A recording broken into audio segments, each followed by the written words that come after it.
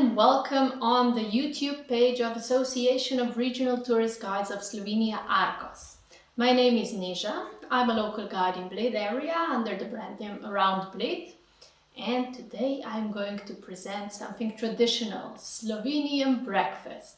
So 20th of November every year, every school, every kindergarten in Slovenia is commemorating traditional Slovenian breakfast.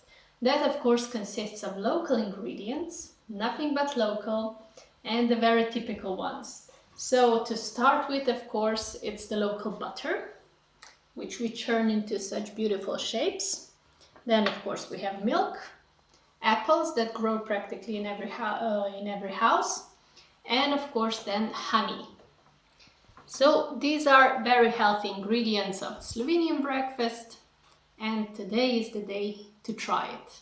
So thank you for watching, and till the next time.